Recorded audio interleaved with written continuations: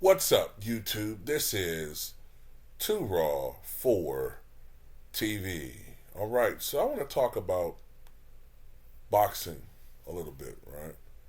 I want to talk about the second fight that happened between Roy Jones Jr. and Bernard Hopkins. Now, this fight took place, I believe it was in 2010.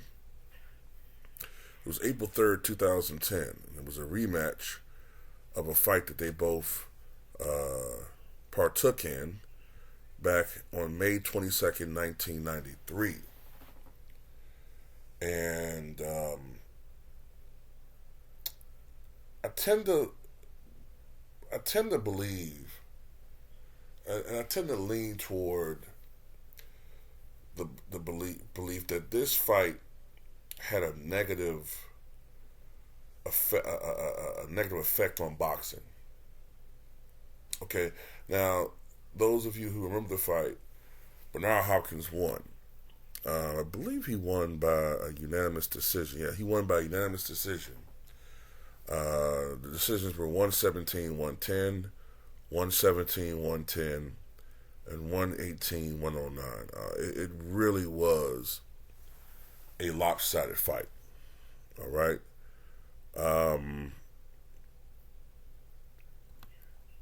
It was a lopsided fight. By that point in time, Roy was not the same fighter. He had lost a lot of his speed, quickness, and reflexes. As a result of that, he started getting touched. And, fighters like, of course, Glenn Johnson. The first one was, what's the guy's name? Antonio Tarver, excuse me. Antonio Tarver, Glenn Johnson, subsequent other fighters began touching him and rocking him. And what was strongly suspected to have been a questionable chin was confirmed as a relatively weak chin. And Roy Jones started taking some losses. He even started taking some flash knockdowns and knockouts. And by that point in time, Hopkins was a different fighter than he was in 1993. Now, I'm not particularly fond of him as a person anymore. Just see how he moves now as a boxing, what is he, a promoter? Whatever the hell he is. Like I said, I don't follow boxing anymore. Really haven't followed it closely in damn near 10 years. But he was a tremendous fighter. And the Bernard Hopkins of 2010 was one of the great Methuselahs, one of the great older fighters in the history of the game. I think at that time Bernard Hopkins was 37, 36.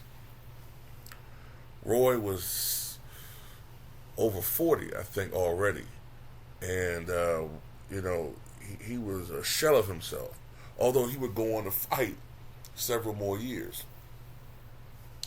But Roy had a hard time with Hopkins' defense, and he did not land much punches. His offense really didn't get going at all. He threw only 274 punches and landing only 82 of them. And Hopkins was the clear aggressor, but he also had trouble with his offense, despite throwing over 300 more punches than Jones, landing only 180 of his 526 thrown punches.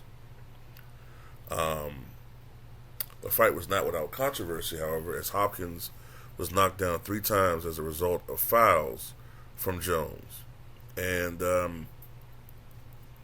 it was not one of the great fights. And the reason why I say that this fight had some negative effects on future bouts is you started seeing a trend of powerhouse type fighters. A Triple G later on. I think it's going to happen with Deontay Wilder. Some of these other fighters. You started seeing guys duck fighters when they were in their primes, preferring to pad their record against, B and C level fighters,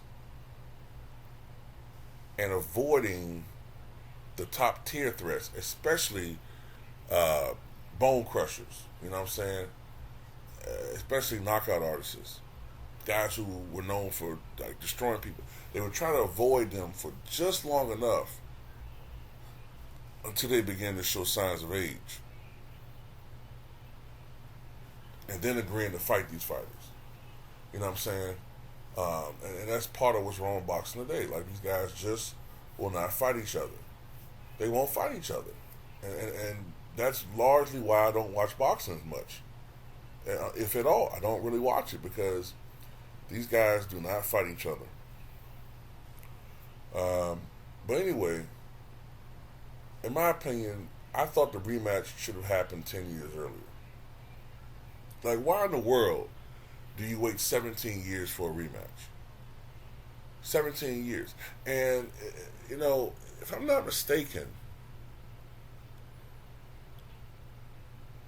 the reason why this fight didn't happen earlier is because Hopkins wanted 50-50, right? Which, quite honestly, I don't understand why he felt like he had that as a bargaining chip, because you lost. And I agree with Roy Jones. I remember all of the times that they were negotiating, or not really negotiating seriously, but just talking smack to one another. And Roy would say in the interview, 60-40 and I whooped that ass. 60-40 and I whooped that ass. And, you know, I can understand why Roy says that. Like, look, man, at the time that they fought each other in 1993, Hopkins was the ranked number 1 fighter. Roy was the ranked number 2. Roy was the guy that got screwed in the Olympics in 1988 in Seoul, North Korea. Was it North Korea? Yeah. No, Seoul, South Korea, excuse me. He's the one that got screwed in Seoul, South Korea, right? And he's the one that won relatively easy. I think the margins was like 116, 112 or something like that. So since he won unanimously in that first fight, when he was at his peak of his powers, yeah, he should have had the majority purse. So a lot of people felt like that was Bernard Hopkins' excuse for not fighting him. You feel me? That was Bernard Hopkins' excuse for not fighting Roy for all those years. Matter of fact, what was the purse? I can't remember.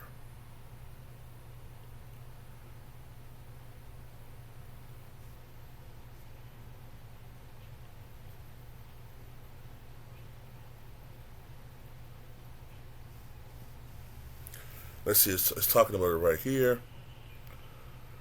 On February 2nd, 2002, the two fighters were part of split-site doubleheader events broadcast by HBO, where Jones defeated Glenn Kelly in his home state of Florida to retain his undisputed light heavyweight championship, after which Hopkins defeated Carl Daniels in his home state of Pennsylvania to retain his undisputed middleweight title.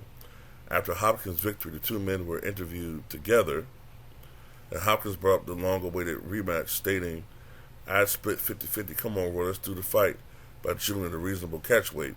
But Jones responded he would only do the fight with a 60-40 split in his favor, and the fight never materialized. Not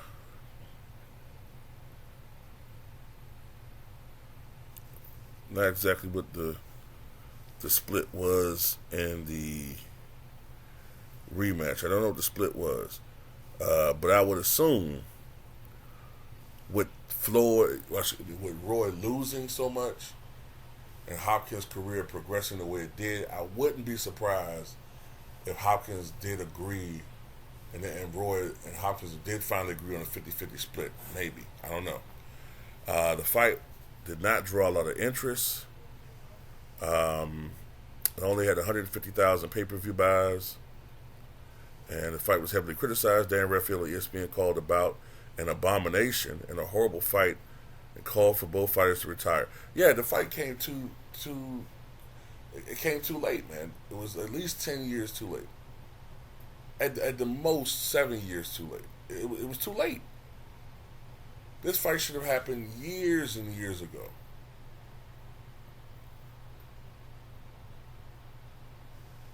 And to be honest with you, I believe if they had fought each other in 2000 instead of 2010, I think Roy Jones would have beaten him again. But by that point in time, Roy had lost so much physically and maybe a little bit mentally as well that Hopkins had a little bit more in his tank left by that point in time than Roy Jones. But yeah, um, I think this is just another example of a black eye for boxing, where you have these guys fighting each other at the wrong times. I'm gonna tell you another black eye for boxing, in my opinion, when James Toney fought Evander Holyfield. I know Holyfield was game. I know that he came in there and did the best he could, but James Toney did not beat the real Evander Holyfield. You know what I'm saying? That was not the real Evander Holyfield that James Toney fought. I wish he had fought the version of Evander Holyfield from at least 6 years earlier. You know, then if he beat that one, then I'm more convinced. But you know, it is what it is. Tell me what you guys think.